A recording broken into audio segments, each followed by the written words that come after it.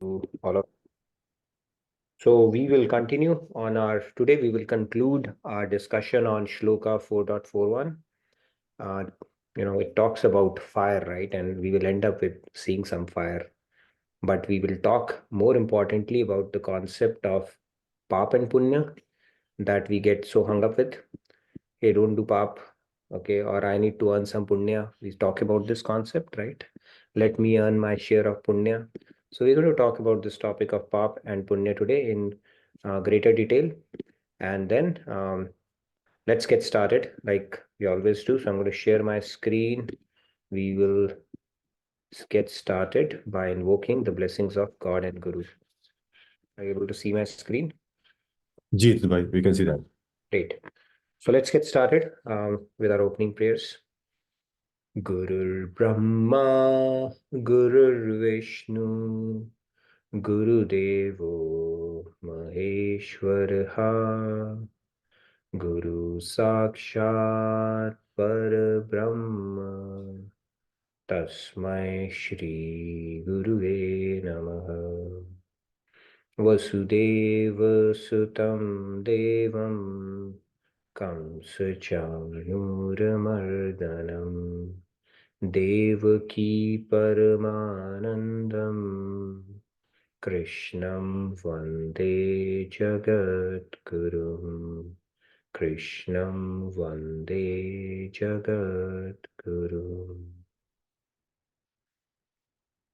So Radhe Radhe, good morning, good evening, all of you. So let's get started today's session. Okay, we need to do the soul soup first. So as part of the soul soup, we are doing the happiness, fulfillment, and success, happiness, and fulfillment series. Yesterday we spoke about is ignorance bliss, and however much you would like it to be, it is not. We spoke about that. So let's continue on that topic. So in order to alleviate or remove or eradicate ignorance, what do we need? We need knowledge. So it's very important to cultivate knowledge or have a mindset to cultivate knowledge. So today's gem or nugget is cultivation of knowledge. It's something that is incumbent upon each one of us to continue to cultivate knowledge. We spoke that darkness of ignorance, it's a journey. Life is about, it's a journey from where we move from darkness of ignorance towards light of wisdom. And as part of that, the battle that we have on our hands is to move from darkness towards light. Now, in order to win that battle or make giant strides, with regards to making progress, what we need to do is acquire knowledge, because 50% of the battle is theoretical knowledge and remaining 50% is the practical implementation of it. Now, if you have acquired right knowledge and you have continued to upgrade yourself, then that 50% of the battle, of course, you can do practical implementation hand in hand. It's not that you first do this 50% and then the remaining 50%. Both can go hand in hand.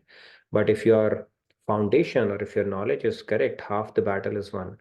Why does the problem happen? It's a wild goose chase for most of the people for most part of their life or across lifetimes. Why? Because their knowledge is not clear. They keep digging multiple wells, they keep roaming around and never have assurance around what they need to do. Where is the gap? The gap is not in intent or the motivation. The gap is in the knowledge. So this 50% understanding the Tattva Gyan or the fundamentals of spirituality is half the battle won.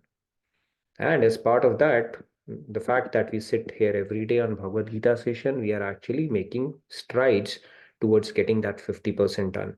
And of course, when the practical implementation of using it in your life as a laboratory, all that we are learning is of paramount importance as well. So we can actually enable both aspects of it, not only understanding the theory, but also the practical aspect of it. Now, we don't exercise restraint when it comes to upgrading our gadgets. But when it comes to upgrading ourselves, we take it easy. Once we are out of university, we think we have gotten all the skills for us to succeed in this life. How many times do we use a plus b whole square to solve the problems that life throws at us? That is the question to be asked, right? Ironically, there are 33% of Americans who never read a book from cover to cover again after passing out from college. That is an interesting statistic. And people who have a mindset of cultivating knowledge, they keep learning at every opportunity. And with their grasping power, they gather information from various sources and quickly develop the skill set required for excellence in their field of work. So it is an important aspect of life that we should mindfully uh, be be acquiring and not leave it to chance. And in today's world, accessibility to information has become so widespread that it's not even required to go through years of education. Right? You can acquire it from so many sources, and it's a pretty important, because the better the quality of your knowledge, the more effective you will be at any task.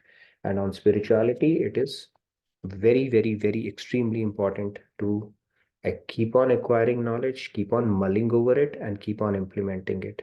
That's the only way to progress on this path. So that's the nugget. And then, of course, when you have knowledge, when you're able to apply it, you'll be more assured in facing the problems of life. And when you're more assured and you can face them confidently without second guessing yourself, it will directly lead to the happiness that we're talking about, right? We are in success, happiness, and fulfillment series. It will give you a sense of fulfillment, it will give you a sense of purpose, and it will naturally take you closer towards joy and peace that we all are striving for. Okay, so with that said, let's move on to the shloka. Okay, this is a sequence. Need to correct that. I'm going to recite it and then we will get into the discussion today. We'll take a few hands.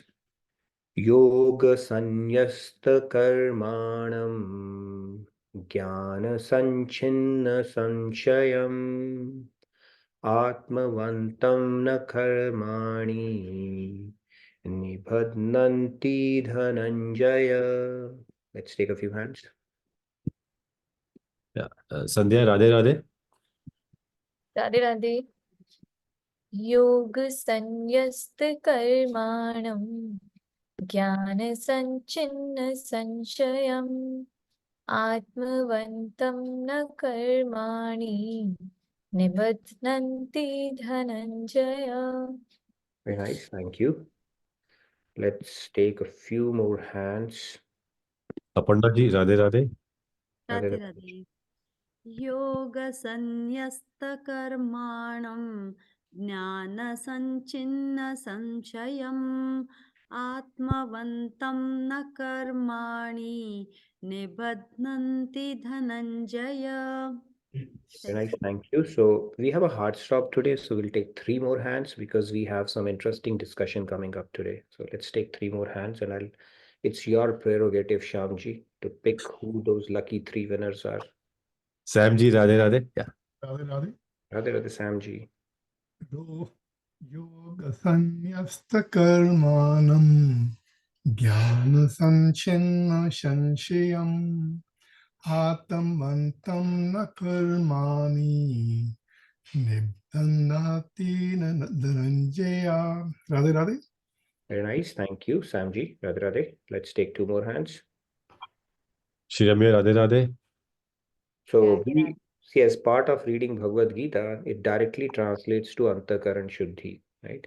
Like the Bartan Shuddhi that is happening, Komalji is doing, it results in Antakaran Shuddhi. So both are doing the cleaning aspect of it only.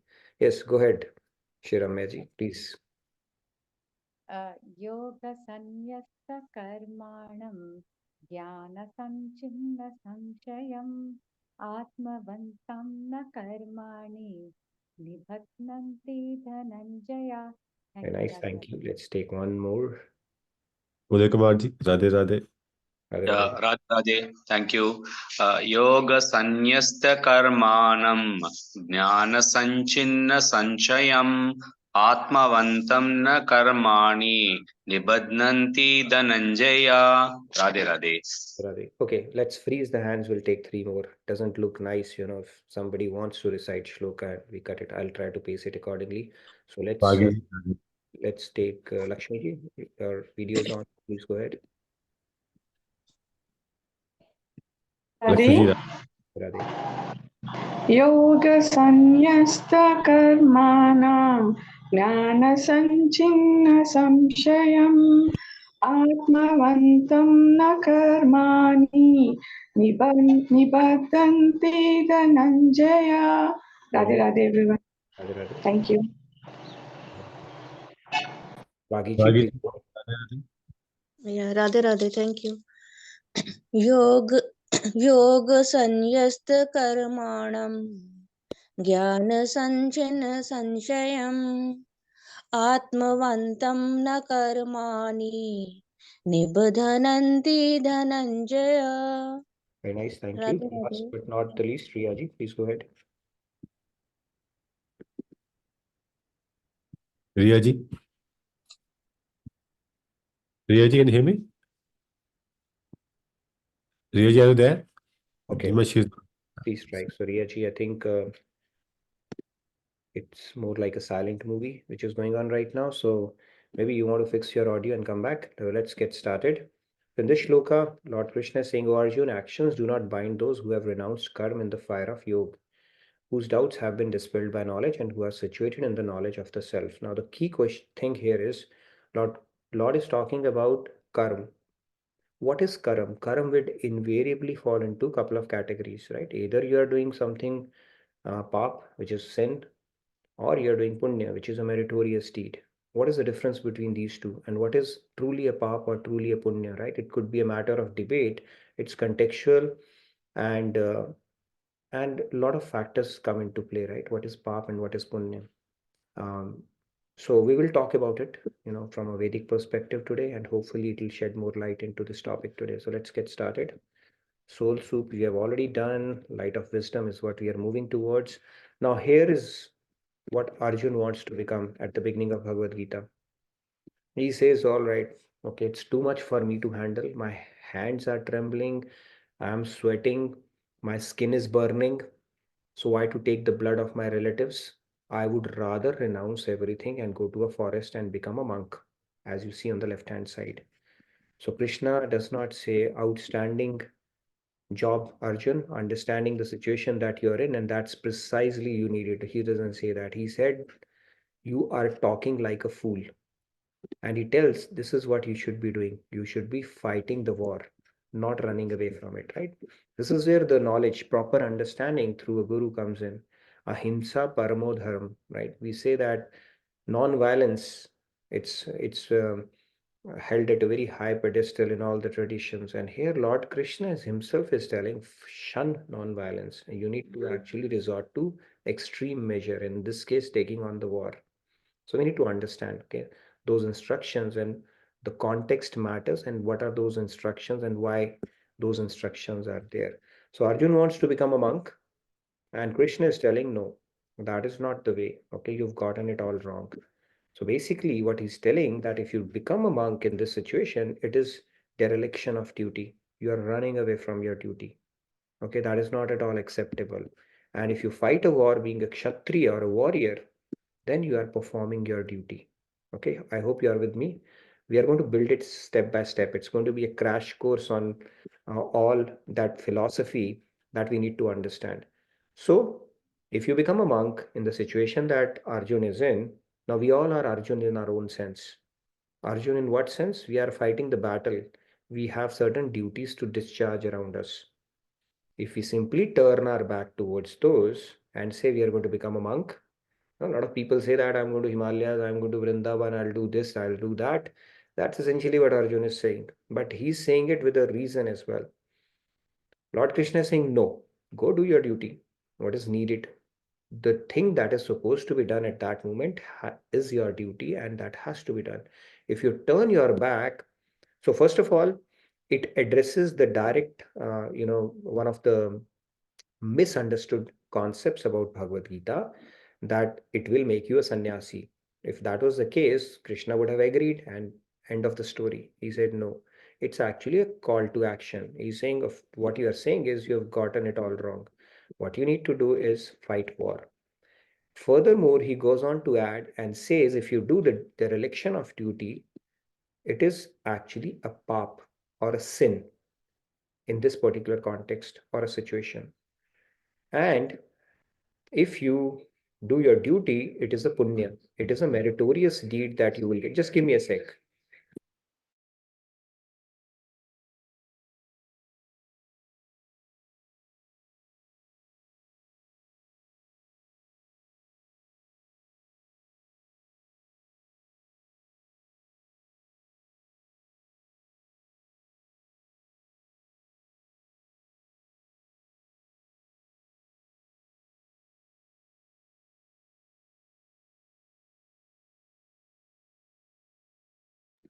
Okay, sorry for the interruption. So if you do the dereliction of duty, that becomes papa, and if you're performing your duty, then it becomes punya. That is what Lord Krishna is telling Arjun. Now, I hope you're with me so far. So it's a call to action. One is a pap and one is a punya. Now, Arjun says, what happens if you do punya? And Krishna says you get laddus. Okay, these are both besan ke laddus. I don't know how he resisted that temptation. The discussion continues, but he says, then you get laddus, 2 laddus, one in each hand. What are these laddus? He says, Hato va prapsasi swargam jitva va bhokshase mahim. What are those laddus that he's talking about? He's saying, see, there are only 2 outcomes that are possible now if you perform your duty. In our practical life, when we do something, we are performing our duty to the best of our ability. We'll either taste success or we will taste failure. Now let's map it to Arjun's situation. So Lord Krishna is saying, Hato va prap. So basically what he's saying, you will either be slain on the battlefield, and if you get slain on the battlefield, you'll go to the celestial abodes. Now, if you have performed your duty, how it maps to our real life is, you perform your duty, your prescribed duty related to your family, to your profession. Now, you might be successful or you might not be successful, because we do not get the desired outcome always. But in either case, what's going to happen is,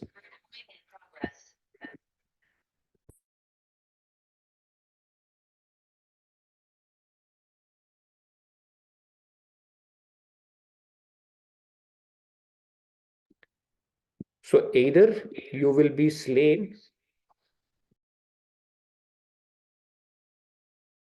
either you will be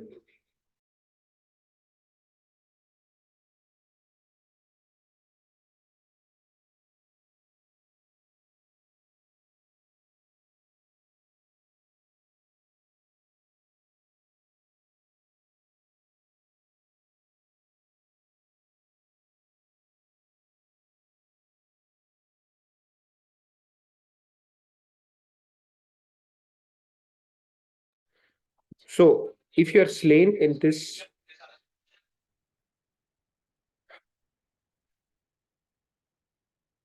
when some Murphy's law, if something can go wrong, it will invariably go wrong, right? Okay, so anyways, so if he is slain in the battle, then what Lord Krishna is saying, because you got slain as part of discharging your duty, you will go to celestial abodes, because it's a punya. Same thing, when we do our duty, we may not be successful, but if we have carried out to the best of our ability with the right intent, we will accrue meritorious deed, which is called punya. Okay. Or the other outcome of it is, or he will gain victory. These are the only 2 outcomes. If he gains victory, then he enjoys the kingdom on earth. So Lord Krishna is telling Arjun that in either case, you have laddus in your hand, because you will end up performing your duty, and as part of performing that duty, you are going to accrue punya or meritorious deed, which is a good thing, right? But Arjun is smart. Arjun asks that, okay, fair enough, Lord Krishna. Now let's do a quick jump. Today we are going to cover 4 shlokas, by the way, not in great detail. Now he says, all right, I'll go to see. First of all, I've become a king, and I know there is no real happiness in becoming king. You have to do all those things, sam, dand, bhed, everything, and then you have to deal with a lot of problems there as well. So it's not that you become truly happy when you become a king. If that was the case, the president of the world or a prime minister or the kings, they would have been the happiest person on earth. That doesn't work that way.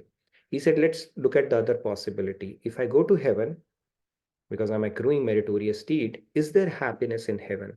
So what does Lord Krishna say? In 9.31, Bhagavad Gita is telling, Tetam bhuktva swargalokam vishalam shine punya martyalokam vishanti. Basically, what he's saying is, you will get credit for the punyas that you have done, but when you have enjoyed the stock of your merits, you come back to the earthly plane. As simple as that. Then Arjun says, okay, will I come back as Arjun? He says, of course not. When you come back to the earthly plane, there is no guarantee Arjun will again be Arjun, or we will again be we who we are. We may have to become an ant, maybe an earthworm, could be anything. We don't know that. Nobody has that algorithm. So Lord Krishna is telling him very clearly that in 9.31, and further he goes on to say that people who follow Vedic rituals, we were talking about rituals yesterday, right? Somebody asked that, okay, if you don't remember God and we simply keep on doing rituals without having a remembrance or bhav towards God, is it okay? And we said something is better than nothing. But what Lord Krishna is saying is, if we are doing rituals, okay, with a desiring objects of enjoyment, that's essentially what we do when we go to the temple with some kind of a bucket list in our heart. They say they repeatedly come and go in this world. Of course, you are doing punya, you're not doing anything bad, but you will go to Swarg and you'll again come back. It's like going to a Hawaii trip. As once the money is over, hotel people will kick you out and say, go out. Okay, we were supposed to treat you nicely for as long as you had paid for it. Once your money is exhausted, you have to move out. So that is what Lord Krishna is telling Arjun. And then Arjun is saying, then what is the point basically? Tell me what to do. If I'm going to perform my duty, you're asking me not to become a monk, not to take a sannyas, but you're asking me to perform my duty as a kshatriya, right? So in either case, either I'll go to Swarg or I'll get my kingdom. In kingdom, I know there's no happiness, perpetual happiness that I'm seeking. And in Swarg also, you're telling that I'm going to come back to earth. Finally, even what's the point? So now let's move on to the point, real point, okay? It's a crash course on Bhagavad Gita today with a lot of finer details that we'll continue to discuss, but let's talk about it. Paap or punya in that case, right? So paap, let's do a quick summary here. When we do paap, we go to hell. Is anybody surprised or any questions on that? Okay, no. Pretty straightforward, right? When we go to hell, we suffer misery. Does anybody has doubt on that? Nobody. Okay, that's great. Now let's move on to punya. When we do punya, we go to heaven. We've already spoken about that. Pretty intuitive too, right? When we go to heaven, we get temporary relief. You can call it happiness. It's a temporary relief you get, right? Like we go to Hawaii, we get some relief from our day-to-day stuff. Some mind frees, I've got something new and something nice is happening. But back of the mind, you have to get back to the same thing again. So it's a temporary relief, not truly happiness, because happiness is divine. What we are talking about is still material thing, right? So I would say temporary relief, you can call it temporary happiness, whatever. But end of the day, you're again back to misery. Okay, you're again subject to the cycle of birth and death. You still have to deal with birth, old age, disease, death, adi devik, adi bhautik, panchklesh, tridosh, tritap, all the stuff that we've spoken about in material world, right? So bottom line is, paap or punya both finally lead to misery.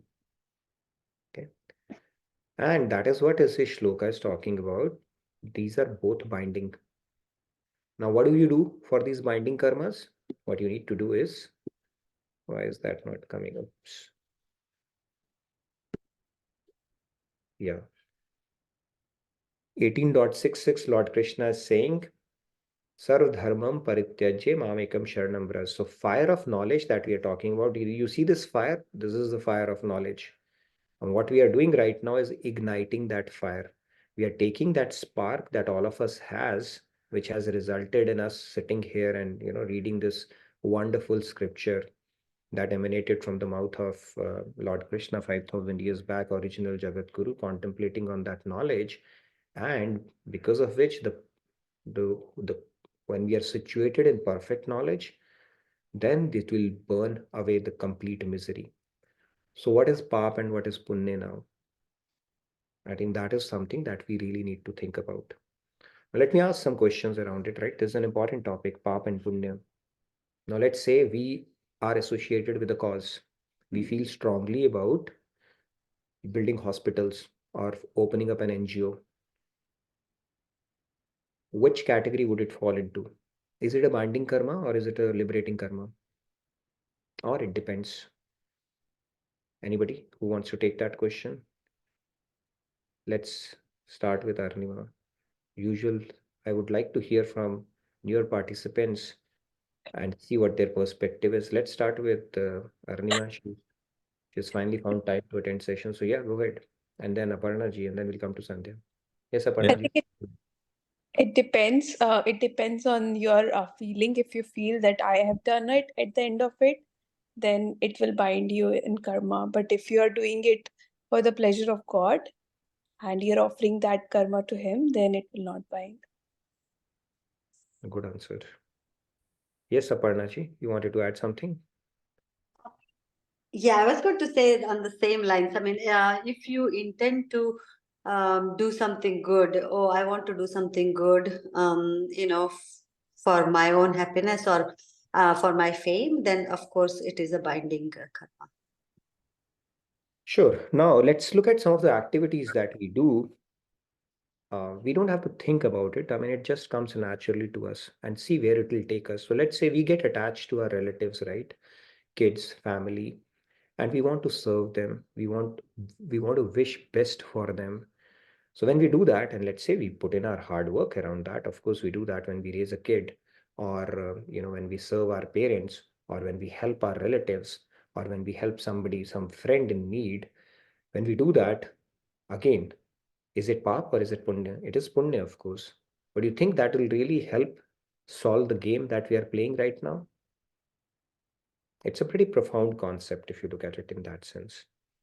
So anything that we pick up, yeah, anybody wanted to add anything else to that? Let's hear from a few more people. See, we have so many things that we feel strongly about in our life, so many causes that we want to get associated with, so many things we want to do to help out people, right? Philanthropy could be one of them, right? Vivekananda had said we could build as many hospitals and charitable institutions as we want, but it will not bring about the transformation that we are seeking. Now, don't we think, I mean, that's one of the things that we get hung up with, some causes and stuff like that. Is it bad to do that? Of course not. You're helping somebody.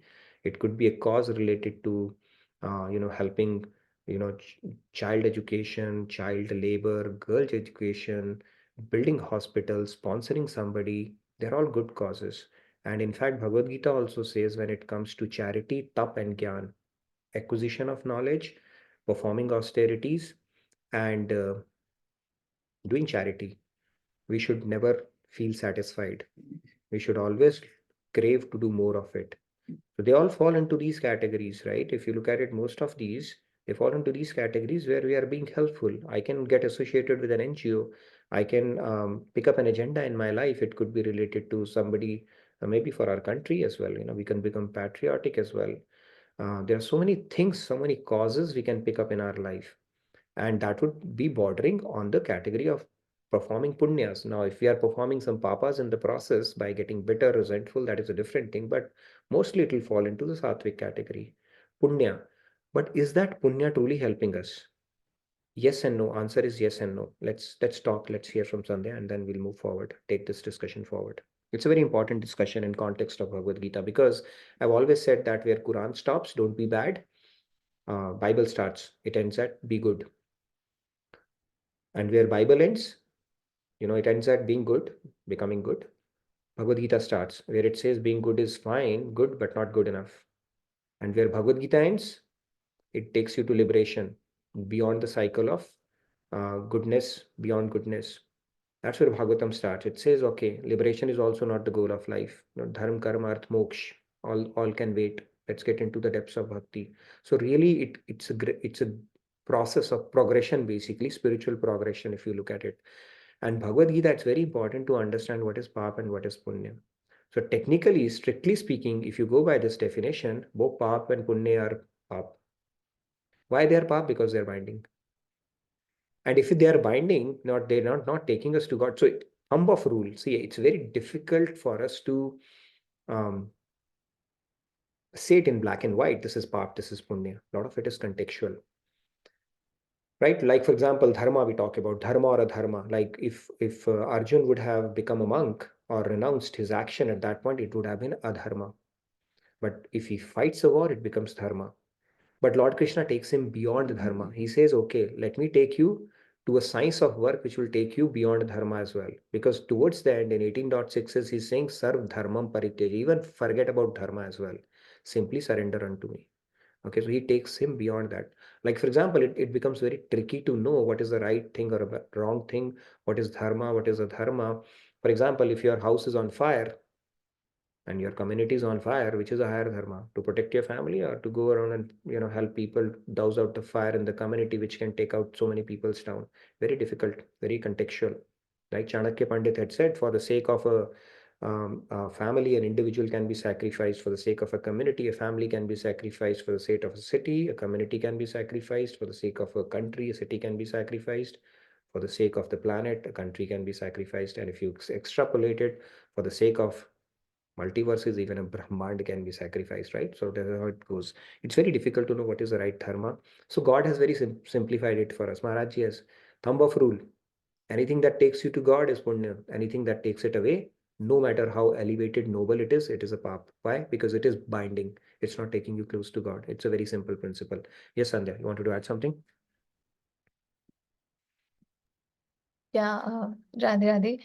Just saying this, like we discussed in the last class as well, that if the activity can exactly be same, but it is the intent and consciousness which can change the outcome, right? Whether it is binding or non-binding.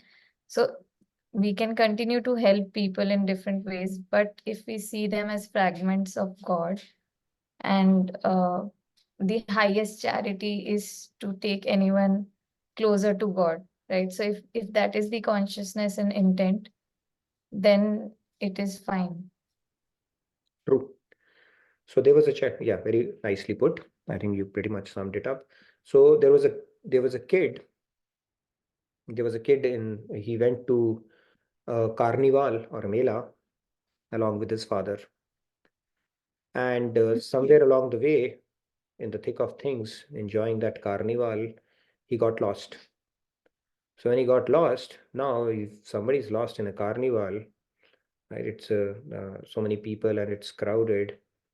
Now that kid is being offered and he started searching for his father. So this kid is offered ice cream, is offered candy, the games. Is it truly helping him? It's not. Now we are like that kid only, who's forgotten their father. And now, if we are getting ice creams, candies, and all, now we may get allured because we have lost that knowledge that we are trying to find our father. But it's a similar kind of a situation.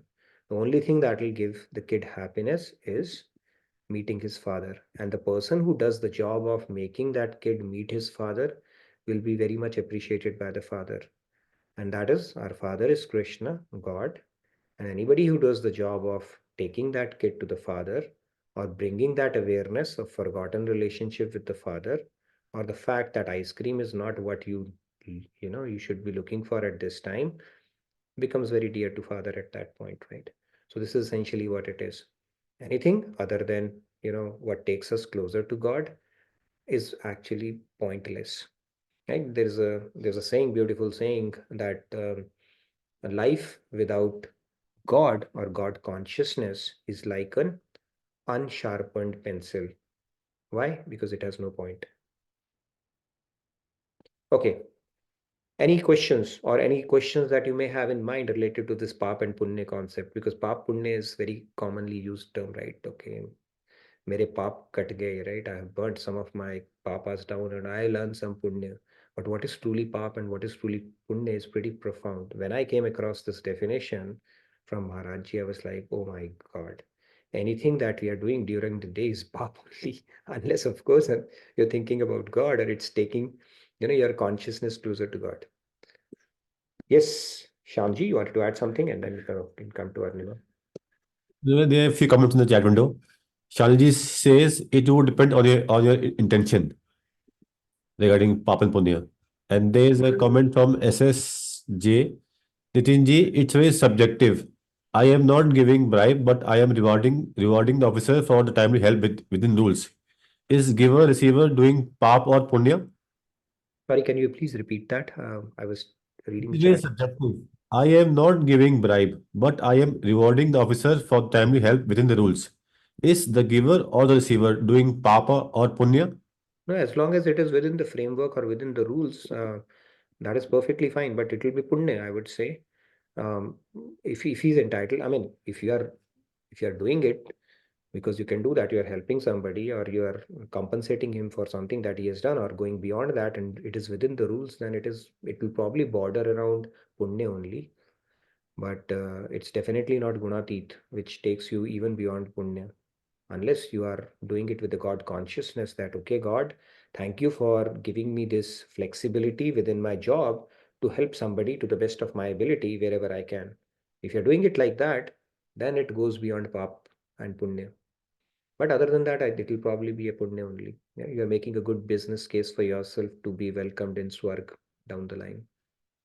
I mean, if you And continue to do that. Panaji is asking, just because I like to do things with my hands rather than by my mind. I prepare meals and give to shelter sometimes. It is for their happiness and also my happiness. So this is Papa binding karma punya. It is a punya because my happiness came, right? You're thinking, and secondly, you will not be able to give up the pride of doership. You are thinking you are doing it. So it No. becomes punya. If it becomes punya, it's a meritorious deed, it's a noble deed, it's a good deed. However, if you go by the strict definition, it is still a binding karma. And if it is a binding karma, we'll still categorize it. I mean, I'm not saying it's pap, it's punya only, but punya is also binding. I hope it's not confusing when I say punya as pap as well. But it is still binding. The bottom line is it is still binding. See, again, I'll give the same example. I've given it multiple times. You could be giving food to somebody. Okay, the activity is the same. Let's say you arrange for a big feast and offer food to somebody, to the people, like people do. They offer food. The activity is serving food or helping people have that food. Now there could be multiple reasons for that. One is you are doing it because the local don has asked you to do that. Okay, and under the fear of that local don and to support him, you are doing that to promote him. Then it is a tamasic act. Okay, it's a pure pap. It's a tamasic act. You might be doing it because you want name and fame. The activity is still serving food, but inside your head, why you're doing it is because you want to be known. You want to be called good. People will come and tell you that, and you want name and fame around this. Then it becomes a rajasic. It is still, it's kind of between punya and pap, bordering on that. Or you could be doing it because you genuinely want to feed somebody, and you do it for that reason. You genuinely want to feed somebody. Now, when you genuinely want to feed somebody, now there are two possibilities. You are doing it, but you still have a sense of doership. I am doing it. And silently you're patting yourself as well. I have done it. You're not able to get rid of that feeling. You're not acknowledging it. You're not telling it to people, but you still have that pride that I am doing it. Then it becomes a punya or a sattvic deed. But if you're doing it and then you don't have a sense of doership, you only thank God, that thank you God for giving me this inspiration and the ability to help feed people. So happy to play an instrument in your divine plan. Then it becomes beyond pap and punya. Then it is a liberating karma. So the activity is same, but the consciousness that you bring to the table would really determine which category would you fill in, right? So it's not binding at that point. I hope that makes sense. Okay. Yes. Thank you so much. Yes. Arnima ji, please go ahead. Radhe Radhe. Radhe Radhe Shyam ji. No, I was just reading this, line in Bhagavad Gita that when work is done for the pleasure of God, it frees us from the karmic reaction. And that time you mentioned Komal, she was working at home.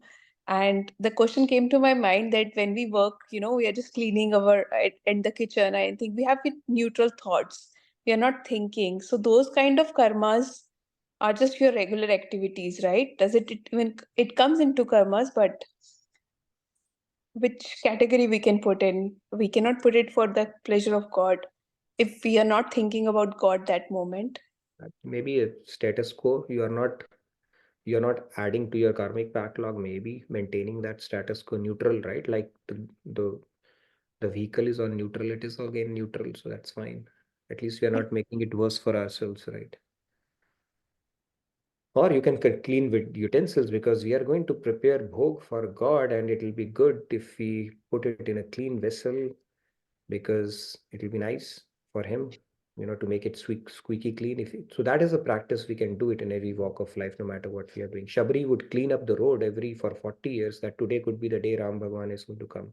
That is a self-practice we can bring to everything and anything that we do in our life. So that's the whole idea of, building that consciousness. So my question was that if you're not thinking anything and with neutral thoughts, you're just working, it just Let's have offline discussion on that. I think it'll be karma. Yes, Monica ji.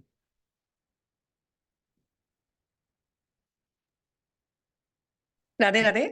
Radhe Radhe. So after offline discussion, please let me also know, Annimaji, what Nidhi tells you. That's fun. And Nidhi, when we donate to any organization, right? Let's say for our JK University project itself is such a huge project and it's going to benefit a lot of underprivileged kids. Though you want to remain anonymous, but then there's tax rebate. So you have to put your name and maybe tax benefits out of it. So is that binding? See, that's a very subtle thing, right? So now if you are doing it, because you got to be practical. Now you get tax rebate. Technically, people, what tax rebate they get, they put 10% of that as well out. Okay, then you have become a gunant, right? You're subscribing.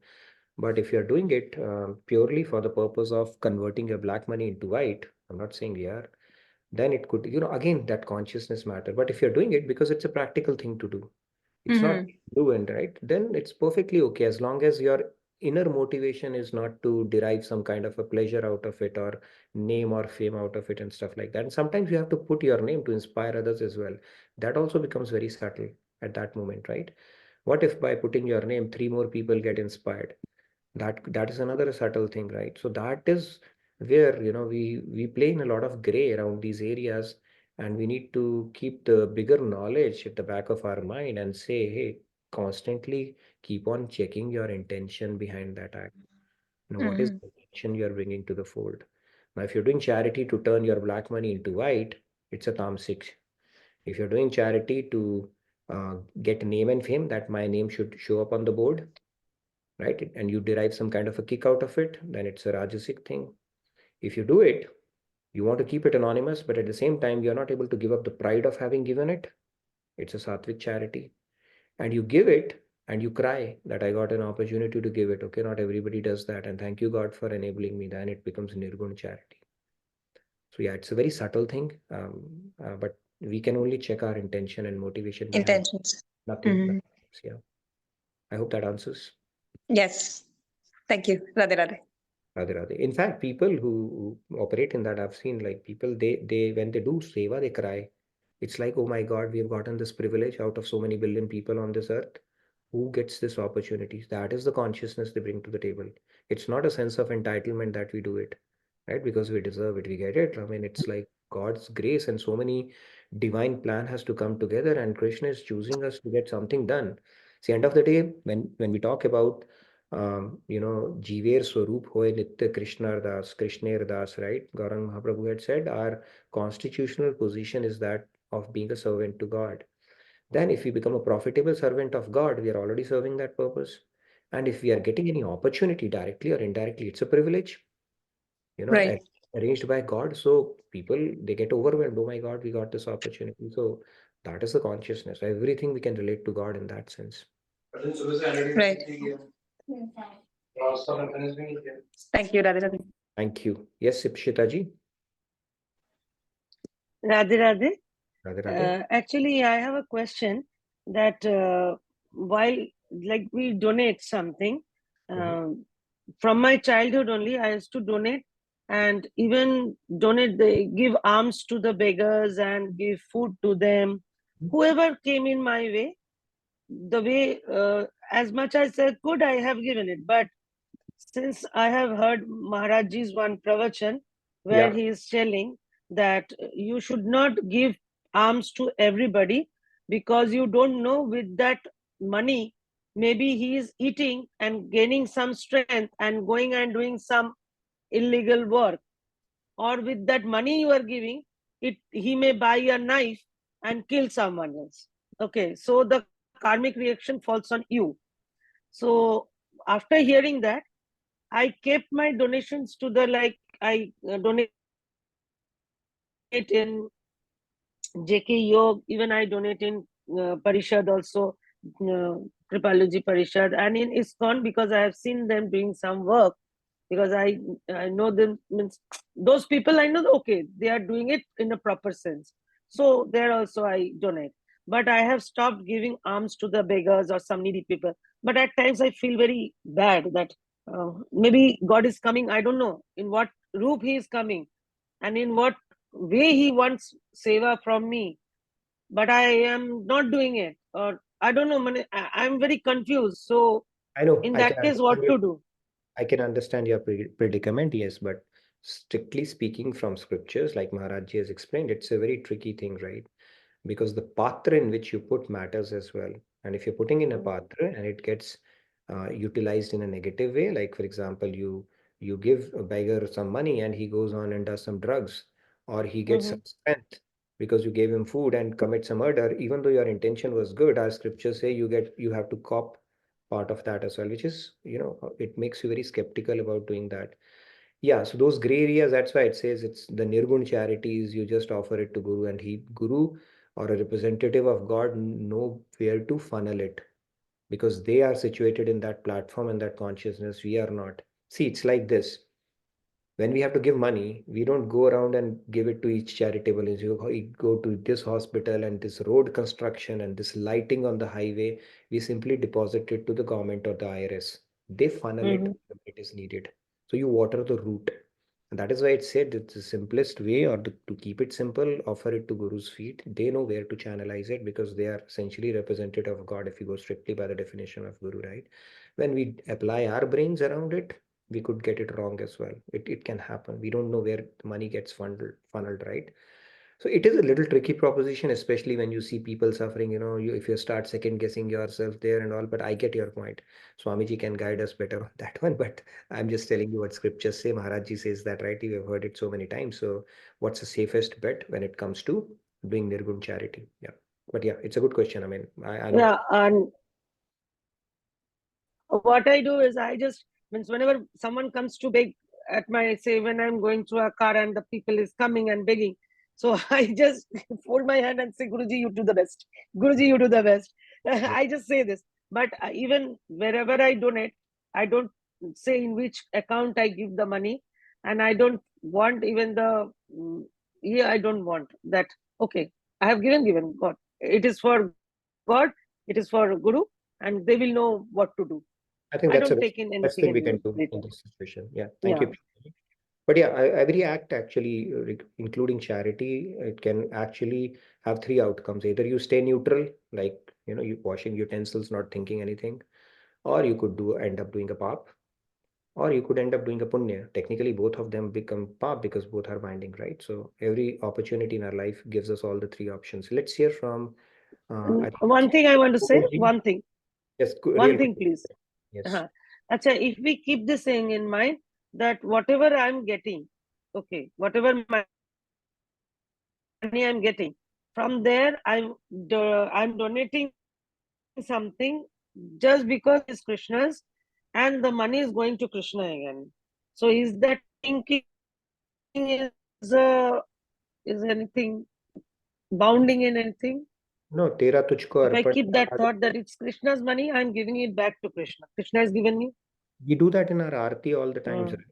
Tera tujhko Can't arpan, hear. maange mera. So it's the same thing. It's offering him back. Everything is God's energy only. He's only enabling it for us. So what's the big deal if we give it back to him, right? It's like a child asking money from father and eventually giving Exactly. father. Yeah, that's very true. Thank you, Pshita ji. Let's hear from Komalji. I think you had raised your hand, so please go ahead, and then we'll come to mute Pratyusha and Shanti ji, and then uh, come back to you, Sandhya. Komalji, you had raised your hand. You're not allowed to lower it once you raise it. Yeah, no, actually I was muted. So Nitinji, I just have a follow-up question on this donation part. So a lot of times it happened that we give donation online, for example, like if there is war going on or anything is going on. So we are giving, thinking it's using for a good cause, but sometimes that donation, I mean, they use it for something else. So will that donation come as a tamasic, rajasic, or sattvic form? Yeah, so depending upon how it is put to use, that result you will have to. So if they put it for tamasic use, you get part of that. If it is put for rajasic, you get part of that. If it puts for sattvic, you'll get part of that. That is how this works. We did a whole session, week-long session on the science of charity. You can check it out on YouTube. But this is how it works. It's freaking crazy, but this is how it goes. Okay. But how you will know, like whether, will not. I mean, you're trying to do for a good You can cause, but if you can no, keep your fingers crossed. You cannot know that. That's why I'd say it's okay. Nirgun charity. To keep it simple, you deposit it to IRS, right? They will funnel it. So you deposit it to whom you have a good reason to believe it will be put to use because they understand what, how to support the divine plan in long run.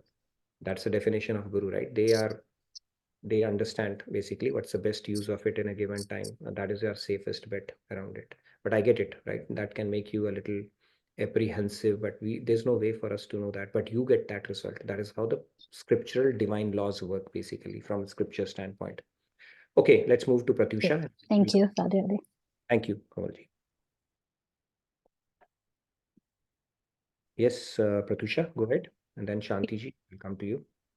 My question is, suppose there is like a child when it comes into our life, when in the baby form, they are doing things according to their nature, and basically we are the ones who are doing the karma. So what about those people who are in the womb and they die? We have all ranges. What kind of learning, what kind of karma? Is it a non-binding karma? What are they here for doing? Because even if a handicapped person is there, they are, they are there, they have their, whatever situation is there, they can change their mindset and they can proceed in the, God's way and surrender. But what kind of opportunity God is giving to this? Is this binding, or what kind of a karma? Is this non-karma? It's an interesting question. I think not every answer we can know right now, but yeah, they may have some residual karma, prarabdha, or some part of it because of which, they did not get an opportunity to let it flourish any further, right? So I don't know, you can ask this to Swamiji, but will be questions which probably we would get to know only after we become God realized. But yes, everybody comes with their exit ticket, like we go on a train journey, and that exit could happen within the womb, coming out of the womb in few years, in few decades. So could it be for our learning then? Could it be? Yeah, it could work there. That's a good point, actually. It could be for our learning as well, right? There's a way, possibly God is saving us from a bigger trouble that we can't take down the line, right? Or for us to have more acceptance around things that we can't control. So it could be for our learning as well, if you look at it that way, right? Okay. If somebody has a learning out of any experience, it's not a futile thing as such. But what soul who had a premature end in this particular life, right? What kind of a learning, because they didn't even get an opportunity around it, right?